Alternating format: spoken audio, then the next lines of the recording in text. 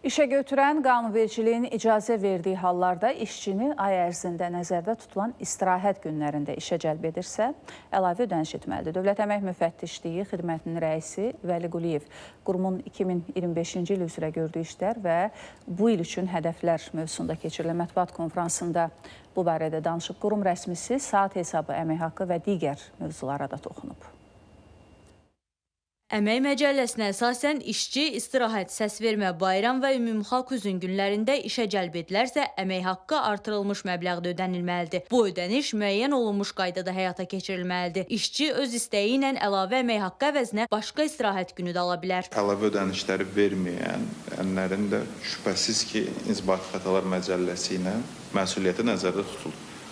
Əgər elə hallar mövcuddursa və yaxud da bayram günlərindən öncə qısaldılmış gün verməyiblərsə də, yəni işçinin bizə müraciət çərçivəsində bu hallar araşdırılır, müvafiq sənədlər işə götürəndən alınır.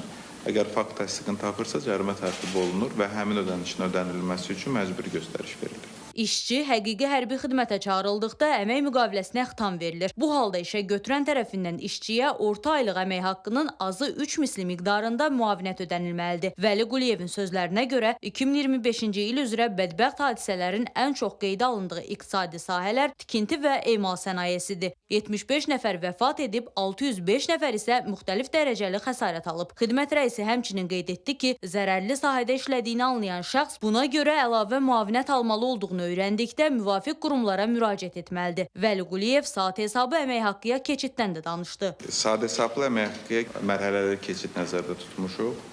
Saat hesablı keçid olduğu halda minimum aylıq normada qüvvəsində qalacaq. Saat hesablı əmək haqqıya ilkin mərhələdə keçid üçün nəzərdə tutulub ki, natamam əmək müqavilələri ilə işləyənlər və bir ayadək əmək müqaviləsi bağlayan şəxslər saat hesablı əmək müqavilələrində çalışsın. Ötən il dövlət orqanlarından daxil olmuş materialların araşdırılması zamanı 6 halda 15 yaşına çatmamış şəxsin işə cəlb edilməsi, bir halda isə uşaqların həyatına, sağlamlığına və mənəviyyatına təhlükə yaradan işlərə cəlb edilməsi faktı aşkarlanıb. Bu pozuntulara görə işə götürənlərə ümumilikdə 9300 manat məbləğində inzibati cərimə tətbiq edilib. Eyni zamanda qeyd edildi ki, əmasda uşaq əməyinə nəzarət üzrə funksionallıqlar yaradılıb. Ağcar Əskərli, Rahil Bəhluzadə, ATV Xəbər.